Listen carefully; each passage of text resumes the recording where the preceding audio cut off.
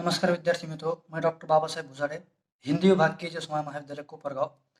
ये में द्वितीय वर्ष के तृतीय आयन में जो प्रश्न पत्र है, हमारा प्रश्न पत्र क्रमांक 11, हिंदी साहित्य के इतिहास। इस प्रश्न पत्र के पाठ्यक्रम को लेकर आज हम चर्चा करेंगे। ये जो पाठ्यक्रम है, यह कुल मिलाकर 4 इकाइयों में विभाजित है।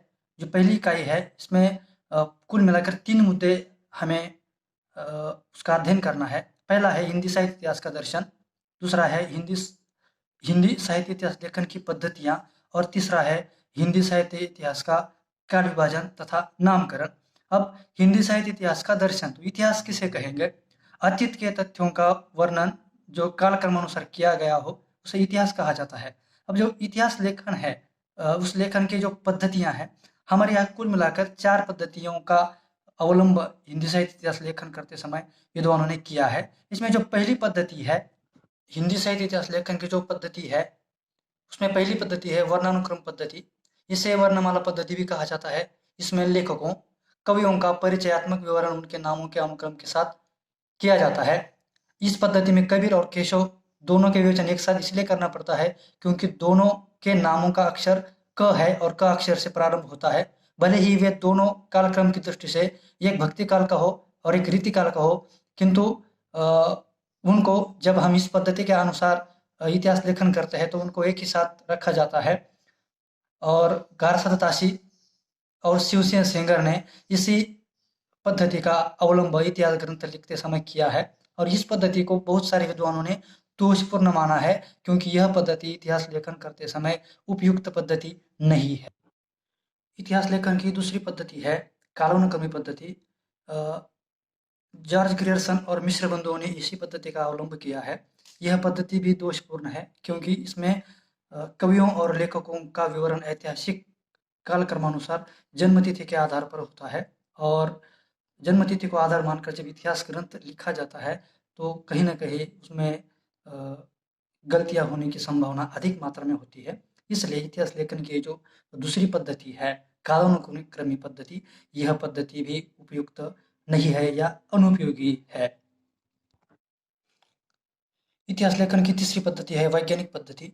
वैज्ञानिक पद्धति में इतिहास लेखक पूर्णतः निरपेक्ष एवं तटस्थ रहकर तथ्य संकलन करता है और उन्हें क्रमबद्ध तथा व्यवस्थित रूप में प्रस्तुत करता है। इसमें क्रमबद्धता और तर्कपुष्टता अनिवार्य रूप में होती है।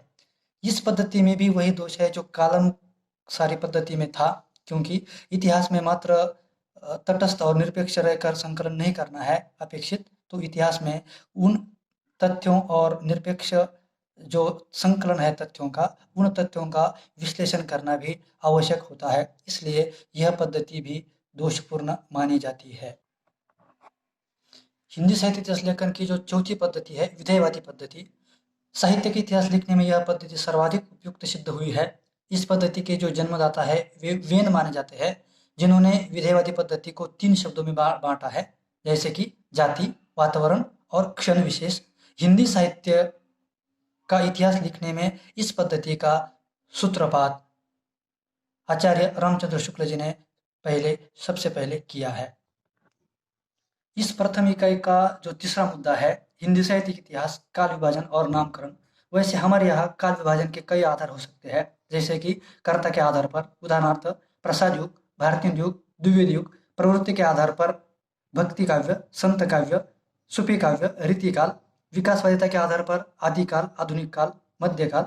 और सामाजिक तथा सांस्कृतिक घटनाओं के आधार पर राष्ट्रीय काव्यधारा, स्वतंत्रोत्तर काल, छायावाद। अब गारसा दत्ताशी और शिवसेन सेंगर ने काल विभाजन का कोई प्रयास नहीं किया है।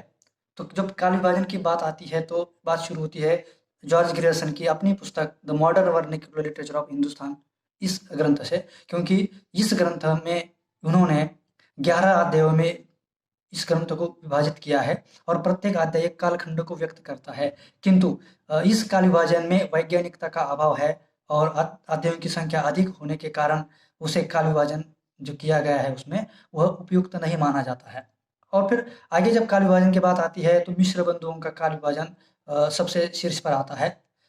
मिश्र बंधु विनोद, ये जो ग्रंथ है मिश्र बंधुओं का, उसमें उन्होंने काल विभाजन इस प्रकार से बताया है। एक आरंभिक काल, उन्होंने आरंभिक काल को 2 भागों में विभाजित किया है। एक पूर्व आरंभिक काल, दूसरा है उत्तर आरंभिक काल।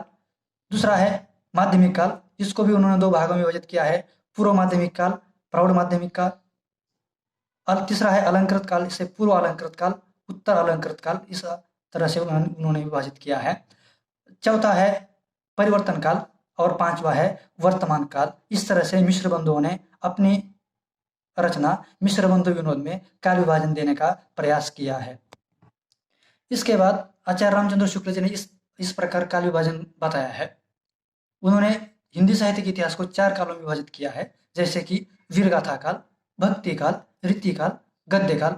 आगे जाकर रामचंद्र शुक्ल ने ही इसका दोहरा नामकरण इस तरह से किया है। आदिकाल को उन्होंने वीरगाथा काल पहले कहा था, फिर भक्ति काल को उन्होंने पूर्व मध्य काल इस नाम से विभाजित किया, फिर रीति काल को उत्तर मध्य काल कहा और आधुनिक काल को उन्होंने गद्य काल कहा है। इसके बाद डॉक्टर राम कुमार वर्मा का काल विभाजन, जो कि हिंदी साहित्य का आलोचनात्मक इतिहास इस ग्रंथ में इन्होंने इस प्रकार दिया है। इन्होंने हिंदी साहित्य के इतिहास को 5 कालों में विभाजित किया है। एक संधि काल, दूसरा है चारण काल, तीसरा भक्ति काल, चौथा रीति काल और पांचवा है आधुनिक काल।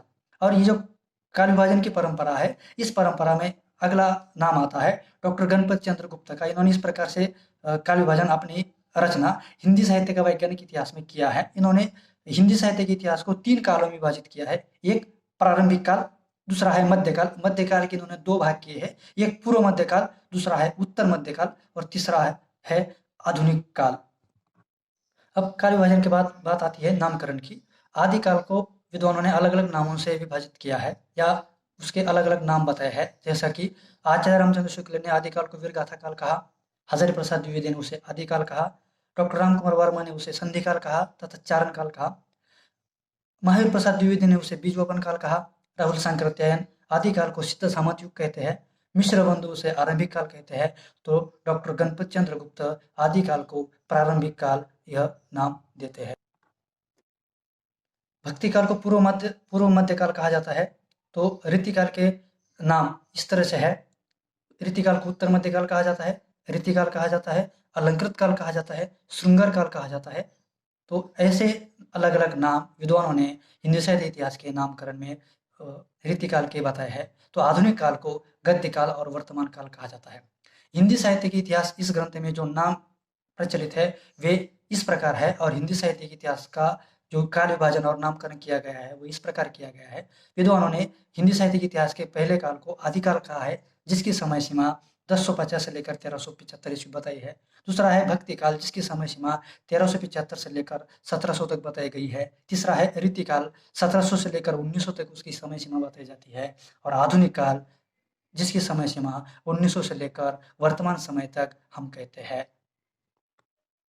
हिंदी साहित्य के इतिहास इस प्रश्न पत्र के अंतर्गत जो दूसरी इकाई आती है, उस इकाई में 3 मुद्दे हमारे पाठ्यक्रम में रखे गए हैं। एक है आदिकाल की विशेषताएं और साहित्यिक प्रवृत्तियां, दूसरा है रासो साहित्य, जैन साहित्य, सिद्ध साहित्य तथा नाथ साहित्य, और तीसरा है अमीर खुसरो की हिंदी कविता। अब आदिकाल की विशेषताओं में जो आदिकालीन साहित्य है उसकी जो विशेषताएं हैं, उसमें जो अलग अलग बातें सामने आती है, उन्हीं सारी चीज़ों को लेकर विद्वानों ने उन सारी चीज़ों का उल्लेख किया है। तो आदिकाल की अनेक ऐसी विशेषताएं हैं जो हमारे सामने। आगे जाकर हम विस्तार से आदिकालीन साहित्य की प्रवृत्तियां और साहित्यिक विशेषताओं पर विस्तार से चर्चा करेंगे। जो तीसरी इकाई है भक्ति आंदोलन का आखिर भारतीय स्वरूप, उसमें आलवार संत है। भक्ति काल का प्रमुख संप्रदाय और उनका वैचारिक आधार है निर्गुण, सगुण कवि और उनका काव्य है। अब निर्गुण और सगुण जो है भक्ति काल की 2 अलग अलग धाराएं हैं। निर्गुण शाखा के प्रवर्तक कबीर माना जाता है, उसमें फिर प्रेमाश्रय और ज्ञानाश्रय, प्रेमाश्रय शाखा के प्रवर्तक कबीर है, तो ज्ञानाश्रय शाखा के मलिक मोहम्मद जायसी है। तो सगुन काव्य धारा के अंतर्गत भी 2 उपशाखाएं उसकी चलती है, एक है कृष्ण काव्य धारा, दूसरी है राम काव्य धारा। कृष्ण काव्य धारा के प्रवर्तक कवि है सूरदास और राम काव्य धारा के प्रवर्तक कवि है तुलसीदास। और फिर उसके बाद निर्गुण धारा के कवि जिनमें कबीर, रैदास, दादू, नामदेव, जायसी, कुतुबन, मंजन आदि कवियों का हमें परिचय पाना है या देखना है। उसके बाद सगुन धारा के जो कवि है उनमें है सूरदास, मीराबाई, रस खान, नंददास, तुलसीदास, नाभादास आदि कवियों का भी परिचय हमें इस इकाई के अंतर्गत देखना है। और हिंदी साहित्य इतिहास इस प्रश्न पत्र में जो चौथी और अंतिम इकाई है उसमें रीतिकाल की सामाजिक सांस्कृतिक पृष्ठभूमि, फिर उसमें रीतिकाल की प्रमुख प्रवृत्तियाँ, रीतिबद्ध, रीतिसिद्ध, रीतिमुक्त काव्यधारा, रीतिकाल के प्रमुख कवि और उनका काव्य, यह सारी चीज़ें इस इकाई के अंतर्गत हमें देखनी है। फिर उसमें जो रीतिकालीन प्रमुख कवि है, बिहारी, केशव, घनानंद, देव, भूषण, बोधा, आलम, ठाकुर आदि कवियों का साहित्यिक परिचय भी हमें देखना है। तो कुल मिलाकर एमए के पाठ्यक्रम में जो प्रश्न पत्र क्रमांक 11 है, हिंदी साहित्य के इतिहास आदिकाल से लेकर रीतिकाल तक, तो इसके अंतर्गत हमें इतना सारा पाठ्यक्रम हमारे पाठ्यक्रम में रखा गया है। और कुल मिलाकर यह जो प्रश्न पत्र है वह 100 अंकों का है। 50 अंकों का मूल्यांकन अंतर्गत होगा और 50 अंकों का विश्वविद्यालय उसकी अंतिम परीक्षा उसकी होगी। तो ये जो 50 अंकों का अंतर्गत मूल्यांकन है, इसमें 20 अंकों के लिए लघु उत्तरीय प्रश्न पत्र रखा गया है, 20 अंकों के लिए परियोजना है और 10 अंक प्रस्तुतिकरण और मौखिकी के लिए विश्वविद्यालय ने रखे हैं। तो ये जो पाठ्यक्रम हमने देखा है, ये जो सारी चीज़ें हैं, उसमें केवल यह पाठ्यक्रम के तौर पर हमने देखा है। जब हम एक-एक टॉपिक और मुद्दों को लेकर चर्चा करेंगे, तो फिर आगे इन सारी चीज़ों को लेकर हम विस्तार से चर्चा करने वाले हैं। तो हिंदी साहित्य इतिहास का दर्शन क्या है, इतिहास लेखन की जो पद्धतियाँ हैं, तो उन पद्धतियों का कैसे-कैसे आगे विस्तार हुआ है। फिर हिंदी साहित्य इतिहास लेखन का काल विभाजन, प्रत्येक विद्वान ने प्रत्येक काल को क्या नाम दिया है, उसकी समय सीमा क्या बताई है, इसको लेकर भी हम चर्चा करेंगे। आदिकालीन जो विशेषताएँ हैं, कुल मिलाकर आदिकाल की 16-17 विशेषताएँ बताई जाती है। फिर भाषा को लेकर विशेषताएँ हैं, तो रचनाएँ हैं, समाज कैसा है, तो कुल मिलाकर जो आदिकाल की पृष्ठभूमि है, उस पृष्ठभूमि के अंतर्गत जो अलग-अलग परिस्थितियाँ आती है, उन परिस्थितियों के आधार पर उसकी विशेषताएँ आगे जाकर आती है। तो उसका भी वर्णन, विश्लेषण, व्याख्या आने वाले आने वाली दूसरी ताशिका में हम करने वाले हैं। फिर जो आदिकालीन साहित्य है, रासो साहित्य, जैन साहित्य, सिद्ध साहित्य और नाथ साहित्य। तो रासो साहित्य क्या है? तो कुल मिलाकर हिंदी साहित्य के इतिहास में 6 रासो ग्रंथ है और उसमें 4 रासो ग्रंथ बहुत महत्वपूर्ण है। उसको लेकर भी हम विस्तार से चर्चा करेंगे। फिर जैन साहित्य है, जैन मुनियों ने जो साहित्य लिखा है, फिर सिद्धों ने जो लिखा, और फिर नाथ साहित्य, इसको लेकर भी विस्तार से चर्चा होगी। और फिर अमीर खुसरो की हिंदी कविता। अमीर खुसरो खड़ी बोली हिंदी के पहले कवि माने जाते हैं। उन्होंने लोगों के मनोरंजन के लिए अलग-अलग प्रकार का साहित्य लिखा। फिर उसमें कैसे ढकोसले है, कुछ पहेलियाँ हैं, मुकरियाँ है, दो शकुनियाँ है। तो यह सारी चीज़ें जो है अमीर खुसरो की हिंदी कविता में जो आई है, उन सारी चीज़ों को और कुल मिलाकर अमीर खुसरो के हिंदी साहित्य को और उनकी रचनाओं को विस्तार से पढ़ने का प्रयास हम आने वाली कुछ ताशिकाओं में करने वाले हैं। तीसरी इकाई के अंतर्गत है भक्ति आंदोलन का अखिल भारतीय स्वरूप। तो भक्ति क्या है, भक्ति किसे कहेंगे, और भक्ति की जो अलग-अलग धाराएँ हैं, भक्ति के जो अलग-अलग प्रकार हैं, इन समग्र चीज़ों को विस्तार से हम आने वाले कुछ ताशिकाओं में देखने वाले हैं। फिर आलवार किसे कहेंगे, आलवार संत है। भक्ति काल का प्रमुख संप्रदाय कौन-कौन से हैं, उनका वैचारिक आधार क्या है, इसको लेकर भी विस्तार से चर्चा होगी। निर्गुण सगुण कवि और उनका काव्य, उसको लेकर भी हम बात करेंगे। निर्गुण धारा के कवि कबीर, रैदास, दादू, नामदेव, जायसी, कुतुबन मंजन आदि को लेकर भी चर्चा होगी। उनकी रचनाएं, उनकी रचनाओं का मूल उद्देश्य क्या है, मूल विशेषताएं क्या है, कौन कौन सी रचनाएं प्रमुख रूप से उन्होंने लिखी और क्या ऐसा है जो उनके रचनाओं के केंद्र में रहा है, उसको लेकर भी विस्तार से चर्चा होगी। फिर वैसे ही सगुन धारा के कवियों के साथ भी है, जैसे कि सूरदास है, मीराबाई है, रसखान, नंददास, तुलसीदास, नाभादास आदि की रचनाओं को लेकर भी हम बाद में विस्तार से चर्चा करने वाले हैं। और इस प्रश्न पत्र की जो चौथी प्रमुख इकाई है, रीतिकाल की सामाजिक सांस्कृतिक पृष्ठभूमि। तो रीतिकाल की समय सीमा, रीतिकाल के प्रमुख कवि, रीतिकाल की प्रमुख परिस्थितियाँ कौन-कौन सी है पृष्ठभूमि के अंतर्गत, रीतिकाल की जो प्रमुख विशेषताएँ हैं, वह देखेंगे। और रीतिकाल में जो 3 साहित्य लेखन की धाराएँ चली है, रीतिबद्ध, रीतिसिद्ध और रीतिमुक्त। कुछ विद्वान हैं, कुछ लेखक हैं जो रीति के बंधन में बंधकर उन्होंने लिखा। कुछ ऐसे हैं जिन्हें रीति की जानकारी थी, किंतु उन्होंने साहित्य में उसका प्रयोग नहीं किया है। और कुछ है कि जो रीति धारा को छोड़कर स्वच्छंद रूप में, मुक्त रूप में लिखते हैं। तो उनके साहित्य को लेकर भी हम विस्तार से चर्चा करेंगे। रीतिकाल के जो प्रमुख कवि है और उनका काव्य है, उसको लेकर भी यह बात होगी। और फिर बिहारी, केशव, घनानंद, देव, भूषण, बोधा, आलम और ठाकुर, ये जो रीतिकालीन प्रमुख रचनाकार है, इन रचनाकारों